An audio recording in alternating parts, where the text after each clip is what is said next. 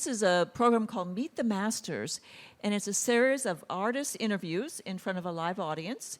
And the interviews are conducted by our festival intern, David Missel, an American Studies doctoral student at Penn State. The Meet the Masters program is intended to give audiences the opportunity to learn about the lives and music of celebrated folk masters. Before we get started, I'd like to recognize an important guest in the audience, Mr. Tony Cheval, Deputy Chairman for Programs and Partnerships at the National Endowment for the Arts. Let's have him stand up, please. Woo-hoo, give him a hand.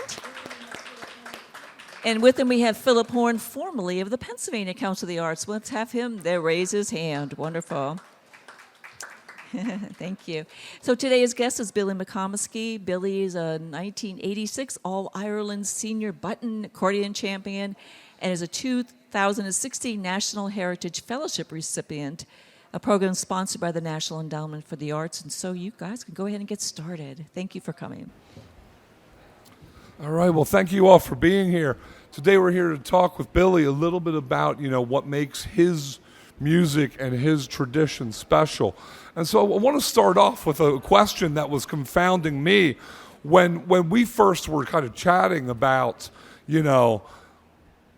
accordion and music and folk performance and such.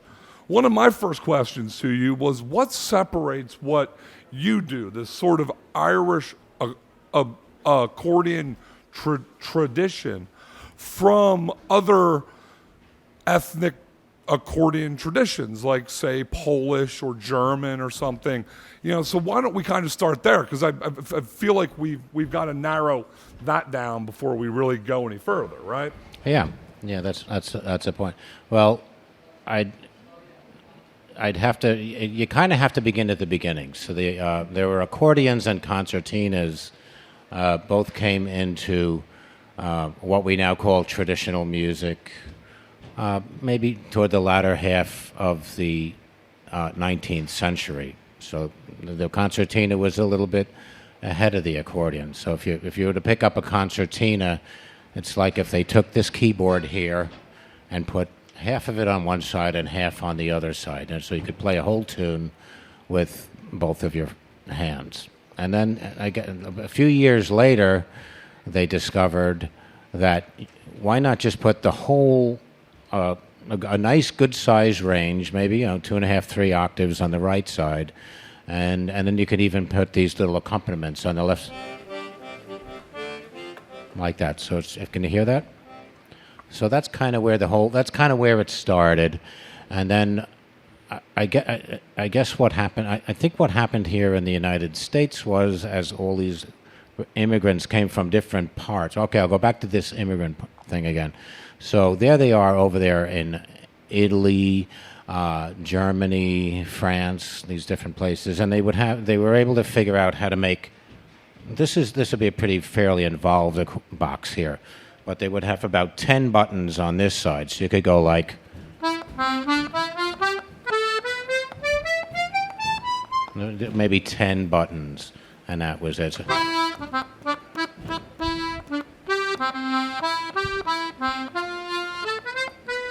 So you could play all these lovely little tunes. If you were in a little house, if you didn't have very much money, if you were just struggling to get by, you would do whatever you could to have a little bit of fun. Maybe you'd have a little bit of puccine. That would be like, what we call white lightning over here. They'd have a little something to have a little bit of fun.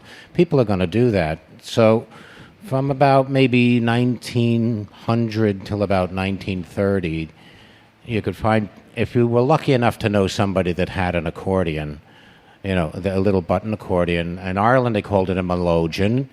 They were all over Italy there and in Germany. So if you were lucky enough to know somebody with an accordion, you're probably going to have a pretty nice time. My father grew up in British-occupied Northern Ireland. I think I told you that. And his memories of the little cabin, the little cottage where they grew up, it was a kind of a rough life. There were Catholics there in a Protestant part of town, so it was a kind of rough. But my father told me that his mother, Elizabeth Cullen, had a little melodeon just with 10 keys on it, and it was just sitting up there on the shelf. And she died when he was 11, so he had these very vague childhood memories of that. And he just said that when she took that little box down to play a few tunes, they knew that something special was going to happen. That it was just going to be just a nice experience, that they would have a bit of fun, a couple of tunes, maybe even a bit of a dance. But then if you were to take that one step further, Irish traditional music dates back, they started writing tunes down. This man named O'Farrell did the first collection of tunes, the O'Farrell collection, and he wrote that out and published it himself. He was living in London. That came out in 1702.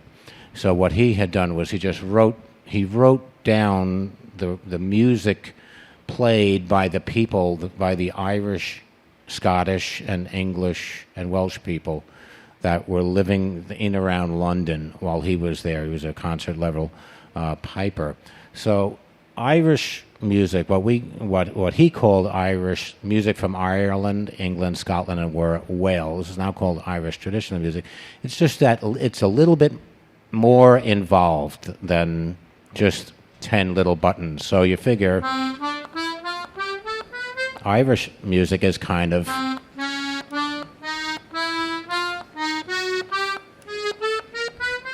so it's diatonic, but it's very modal. It's a very highly evolved diatonic music, and that would be that's kind of the thing that if it's one thing to listen to go out to a beer garden and hear somebody playing, and that's kind of like, it might be German, it might be Polish, it's whoever shows up. But if you were I just heard little snippets of Polish music. I couldn't hum it. I didn't know where to tap my feet to it. It's a very, very highly evolved traditional art form. And funny enough, the first time I heard it, I was listening to this fella playing a box player and a fiddle, and it was pretty primitive stuff. It was really hard. You'd really, really, really have to pay attention to hear it. So I think that's kind of what would be the difference in maybe the Irish accordion or another type of accordion or accordion music, that we're all trying to, just like what we heard there 10 minutes ago, listening to the music from New Hampshire. That's a whole conglomeration and a mix of Quebecois music, American music. It's all these different cultures that people bring together, and next thing you have this other form of traditional music, and that's what Irish music was, and now Irish music plays a part in that. And this instrument, I guess this one here dates back to about the mid 1940s. But if you would go back maybe 10 years before that, there was a music store in Dundee. I think we might have been talking about this the other day. Forbes Music Shop, and these couple of fellas went in there, migrant workers from Ireland, funny enough, into this music store in Dundee, and they wanted an accordion tune. They said they wanted it to be semi-toned. They wanted to be able to go, and then, I said, if you can do that. And I don't know if these guys could read music. I don't know who they were. I don't know who these people were. But what they managed to do was they got that Forbes Music Shop ended up getting accordions imported to them in what they refer to as this semitone tuning in the keys of B and C. So I just found this out like recently, but I remember this man from Donegal telling my mother and father, if you think your son wants to play an accordion, make sure it's a Palo Soprani and make sure it's a BC. And I'll be darned, that's this box, or the precursor to this one, would be maybe built, this is built in 1938, so if you went back to 1948, and sure enough, they were building these things maybe 10 years before that. In Italy, that's where Palo Soprani built them, and you know Hohner that does the harmonicas? You know the Horner harmonicas? So they actually make accordions. And they were starting to build these instruments back in the early 1930s. And funny, I never really thought much about it, but I have an old Honer BC, and I have about 10 or 15 of these things, and my sons play them too. But it was the generation just after that, when shortly after Ireland, when they finally had written their own constitution, they were free, more or less. There's still 6 counties in the north with the whole Brexit business. That's a little weird. But for the most part, when I was a little boy, about 5 or 6 years old, I got to hear the first generation of these Irish players coming out that didn't actually look like refugees. They spoke very clear English. They'd have at least a high school diploma. A lot of them had trades. But the thing that I happened to notice was that they had these Paolo Soprani accordions tuned to the key, tuned to B and C tuning. So all of a sudden there was this cultural shift in Ireland and here, and it was kind of like Irish music. Maybe it isn't this 18th century thing that all these poor conquered people were doing. Maybe it's right now. And sure enough, there was like maybe a dozen players that used to meet in this couple of little towns just north of the Catskill Mountains, the towns of Leeds, South Carrow, and East Durham, and they were just some of the greatest Irish accordion players of their day, and they're still very, very, very highly regarded. Did any of you guys ever hear of a man named Joe Cooley? Some of you might have heard of him. And Joe Cooley, I actually got to meet Joe Cooley when I was, 6 years old in the Catskill Mountains, and there he was sitting there playing this Paolo Soprani accordion, and it was even more modern looking. And he was playing in a pub up there. It was called a bar then. That's kind of a trendy thing to go into an Irish pub. The Irish were going into the bars. And you'd have to be... I'm very grateful that I came out with all my teeth when I'd go in the bars. They were pretty rough. So I actually got to meet Joe Cooley right up there in the Catskill Mountains. And it's a very definitive sounding thing. It's not, you don't want for an accordion player to sit there and pick it up and play. Or a flute player, black flutes. If you guys ever hear Matt Malloy? Do you ever hear that name from the Chieftains? You can't get much cooler than Matt Malloy. He's playing in Lincoln Center I love to go see him in the Kennedy Center, or I can't even, the Meyerhoff down in Baltimore, and Matt Malloy, all the beautiful he's playing this very traditional black flute. The reason the Irish play the black flute is because the classical players didn't want it anymore. They had moved on to chromatic instruments, to either silver or gold chromatic flutes. The next thing, in all the pawn shops all over Europe, all over Great Britain, there were these black flutes just kind of collecting dust. So you could get yourself a good black flute for like $25. The man that taught me to play this accordion, as a matter of fact, bought it for £50 from a tinker, and it was barely playable. But again, it's this darkish kind of color, kind of like the chanter on bagpipes, and that's kind of a universal thing. If you look at Scottish pipes or Northumbrian pipes, all sorts of pipes too. The Aeolian pipes that the Irish play. It's all kind of if you have this color going on, that charcoal or black. That's kind of one of these other things that is a signal that it's a traditional instrument. Excellent. Was that long? Yeah, long. Do you need to know anything else? Nobody's run out yet. We're okay. We are here to hear you, and I would much rather hear him talk than hear me talk, right? So, you started to talk a little bit about sort of, the connection to your family and kind of how you got started. But let me ask you this. How did you develop the repertoire that you play? And then, if I can beg, since I've got two of you here, if I could beg you to play me a tune, give me a minute or two of something typical, something that's kind of defines you, that will be fantastic. Thanks, Billy. I guess the thing that happened to me, like when I was like 5 or 6 years old, I was really like I can't even remember how many times I corrected myself trying to remember your name, and basically that's because you don't play the Irish accordion.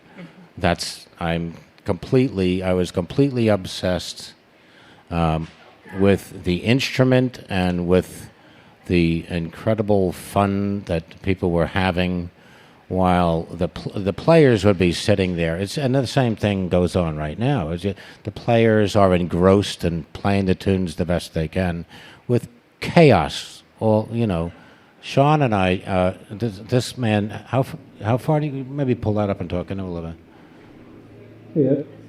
Yeah. So Sean is actually from right up here, like how many miles from here?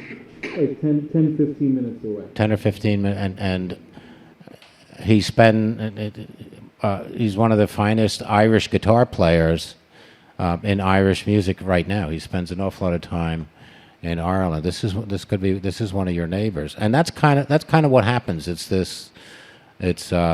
survives on its own.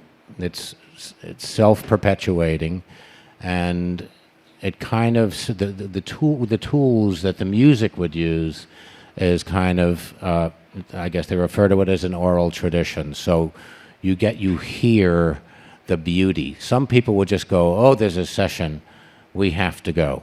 The session might start at 4 or 5 o'clock in the morning, and there you go. It doesn't make any sense. The places, everybody just has to be there because they love it.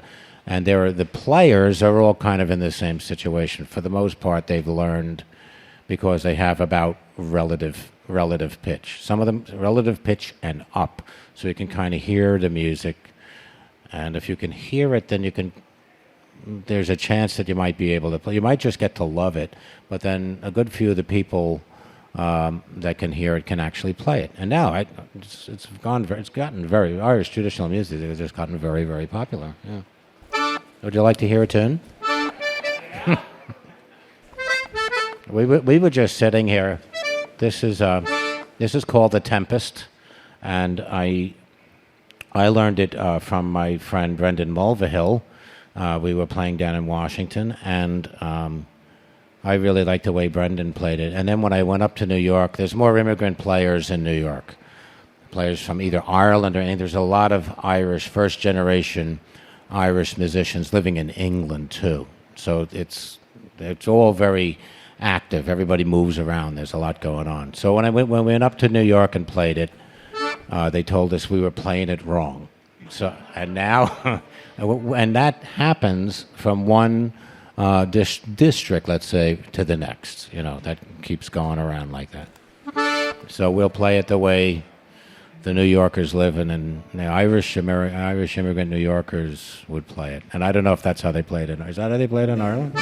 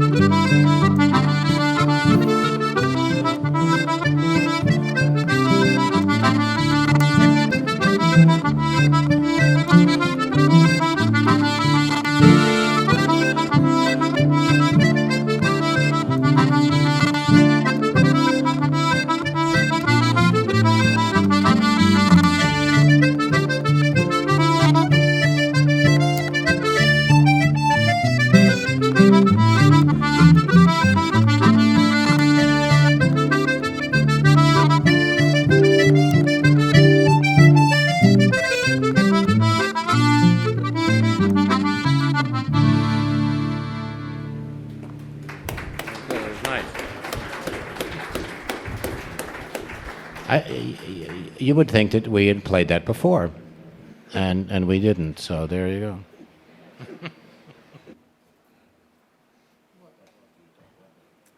So I'm sorry, I just think it's great to hear someone say, I've never played that before, but here it goes. That's a lot of fun. So, as we're wrapping up here, you've talked a lot about, sort of Irish music, where it came from, how it got here, and all of that. How do you see, and this is a question that I asked Rodney a few minutes ago, and he said, well, I don't think there is tension. So I'll pose the same question to you. Is there tension between preserving the past and moving forward, or is there no tension? How do we balance that? Just what are your thoughts on sort of past versus future with this whole thing of traditional music and folk culture? And then, I'm not even going to take back the mic. Just play us out with one more tune if you don't mind, okay? Thanks, Billy. So I guess I think the key these traditional art forms are kind of akin. There's something going on there. There's a constance in there. It's kind of like being very religious. If when you have these set of rules that you live by. So there can be a little tension when you look at it that way, because people will kind of differ. All of a sudden, it's considered to be playing on the dark side if instead of playing a B and C accordion, if you play a C sharp D accordion. And I was kind of disturbed about that for a little while, and now, it took me a little while to get over it, but I have. It's okay. I'm doing all right. Talked to my priest. He says, Bill, just go easy. Everything's fine. So I guess that's kind of like that. And then, but I was just in Butte, Montana, for the National Folk Festival up there. Thank God for the NCTA, the NEA. We'd be lost without these guys. They're a big hand for these men. Great people. So I was sitting there doing an accordion workshop with a fella from the Texas-Mexican border, and another fella from Brazil, and a guy from Louisiana, and it was the Louisiana fella that caught my attention. He was 28 years old, and I can very badly play two tunes of Cajun music. I destroy them. I admit it. I'm no good at them. But he agreed to play one with me, and I realized that the tune that I had learned it from a student of Mark Savoy. Anybody have you guys ever heard Mark Savoy? It's like, so good. Yeah, and very, very, very good. And they play those accordions that Mark Savoy plays. If you can play the old traditional melodeon in the Connemara style in West Galway, there's a chance that you're going to see a Mark Savoy accordion that they're playing it on. It's kind of cool that these old Irish men are sitting there playing instruments that were built in Louisiana. But the thing that kind of struck me was this young fellow was through the roof good with a single row. He was, and I'm not being a wise guy here, he was kind of like the Michael Flatley of Cajun accordion music. I had no idea what this guy was doing with one row of that accordion. But when he was done, I just felt like that might have been the best Cajun music I ever heard.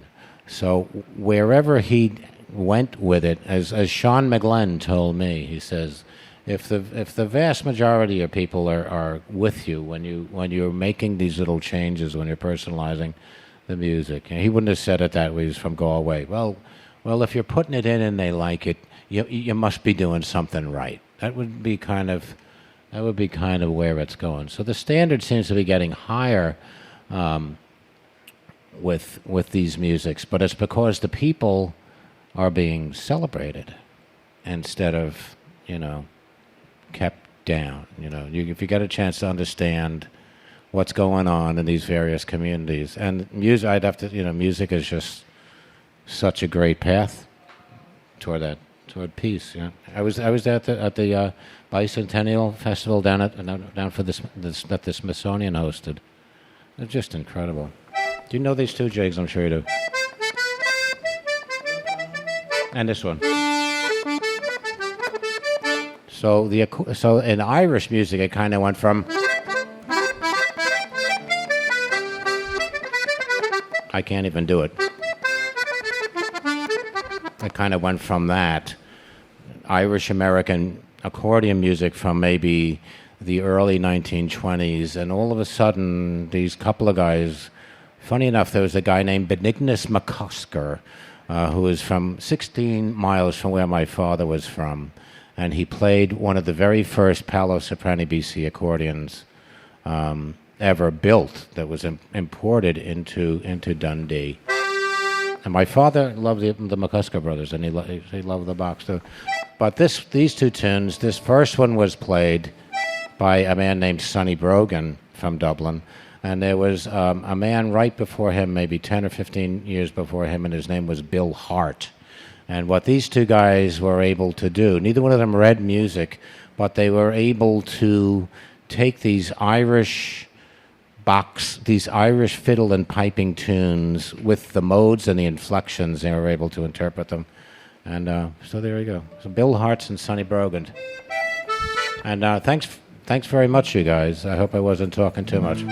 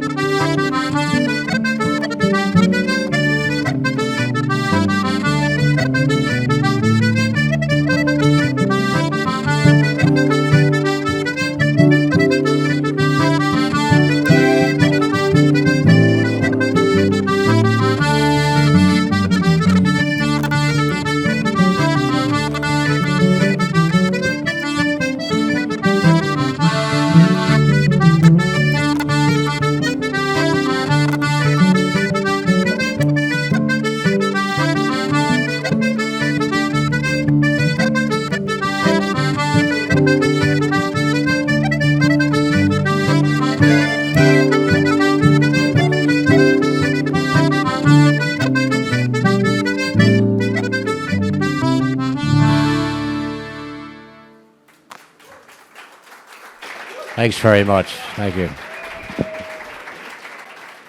Thanks again to Billy and band member here for coming. We're running a little behind, but the Justin Angelo band is up next. And wasn't that a great...